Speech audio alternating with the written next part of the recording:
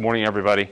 Appreciate you being here. And I'm just going to give some quick remarks. I'm going to turn it over to Florida before we do the swearing in of Kirby. And I just appreciate everyone being here.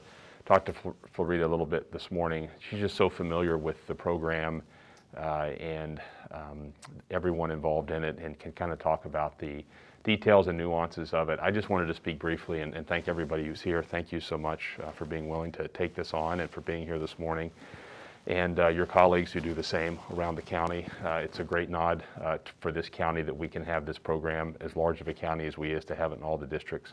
So I appreciate all of your hard work on all of this. I told Florida that one of the things that I know that is impactful since I've been here, the short time I've been here, is the presence of the court dogs. Obviously, what they mean to victims and their family. And I've seen it in action in this room. But more importantly, when I was with the office previously and I was doing crimes against children, that predated the court dog program. I saw it come in, and I saw it come in more when I was actually a private attorney.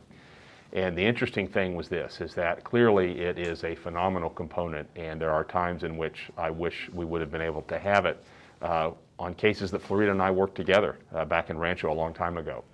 And so it's just a wonderful increase of the program here, and I know that the office in the last 15 years has been very aggressive in getting the funding, the training, developing it to the point where it's nationally known, and that's a huge nod to Florida and everyone around her and that works with her. And so I appreciate that, because I'm sort of the benefactor of that standing here today. That's why I don't want to say too much, because Florida, I think, really gets the credit, and many other people that have been involved in this for a lot longer than I have get the credit.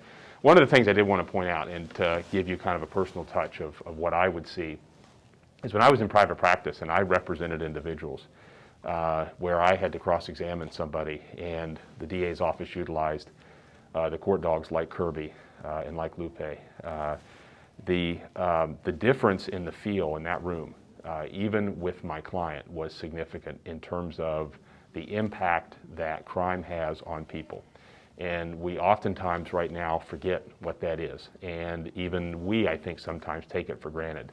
But I can tell you that in the times in which I was sitting next to one of my clients, and there was a witness on the stand that was utilizing one of the court dogs, there was a significant change in the mood. And I can tell you that it led to a more efficient path to justice and what the right thing to do was, because there's something poignant about recognizing the need to have such a phenomenal aspect and component that otherwise was never there, that is now present. And I think that this office has really been the leader in that. And again, I want to be clear, that's not credit that I'm taking. I don't deserve it. It's people that came before me that saw through it that it were to happen. And Florida and her colleagues have seen it through. So, Florida, thanks. Why don't you come up and whatever you want to talk about in terms of you really know the details and the nuance, and then we'll get Kirby on his way. Thank you, Jason. Thank you. Good morning. Thank you for supporting us this morning. I want to start off by, first of all, saying that this is long overdue, Marissa.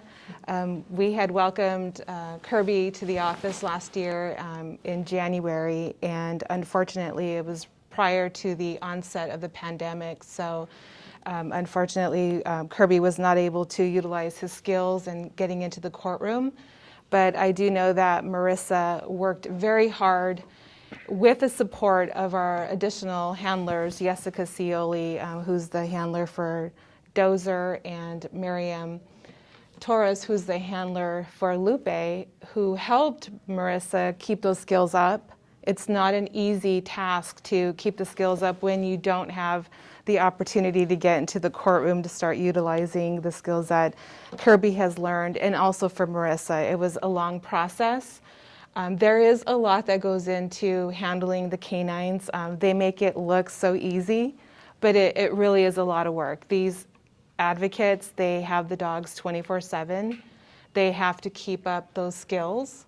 And so it's something that they have to make sure that they always stay on top of it, and making sure that the dogs stay on top of their skills as well, and not letting them run amok. But it doesn't mean that they don't have opportunities to have fun, because these handlers have been phenomenal with each of our pups.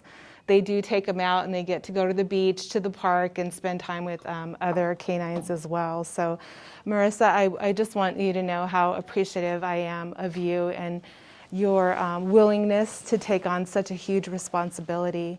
It means a lot to everyone here in the office, and to our district attorney, Jason. Thank you very much for being supportive and continuing to support the program. We are working on getting additional canines added onto our team. Unfortunately, our dogs will be retiring in a couple of years, Lupa and Dozer, so we have to prepare for that.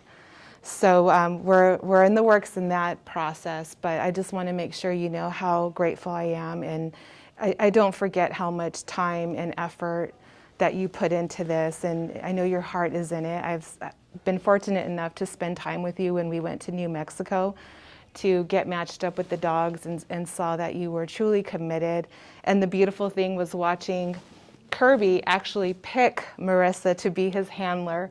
And what an amazing thing to see that they actually allow the dogs to pick their handlers. So that was pretty amazing. And I'm very proud of this program. It has made such a huge difference for our kids when they come into court and when they know they have to testify, and how frightful that has to be for them. And so this has certainly alleviated that and mitigated the trauma. So the canines are there to support the children during the interviews, and then when the time comes that they actually have to go into the courtroom, the canines are there as well to support the children. So welcome to Kirby officially, and Marissa, thank you again. I really appreciate it. Thanks, Florida. You're welcome. Marissa, thank you for picking us. So it's an honor to have you here in the office. So no, I mean that. And it's been a big week. We swore in 4 humans yesterday, and when we get a canine today. I mean, think about that. In this time, to be fortunate enough to be able to have these resources, to be able to onboard resources, it's great. So the human oath is a little different. So I'm going to kind of wing this a little bit, but I think we should do it. Okay, so if we want to go ahead and get Kirby where he wants to, we'll give him a little oath, and then I'll present you, Marissa, the badge, and then you can put it on him. How's that sound? Yes. Okay, all right, okay.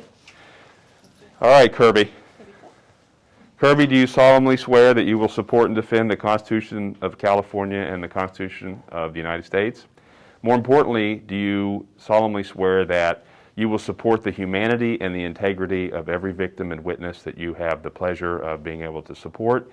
We know that you will, and that you will honor your handler, Marissa, and you'll listen to her, and you'll be a good boy when you're at home, and that you take this obligation well and faithfully, and you will discharge the duties upon which you are about to enter. What do you think, Marissa? You think you'll do it? I hope so. I do. Yeah. Thank you, sir. Congratulations. Thank you. Is it? Let's do a visit.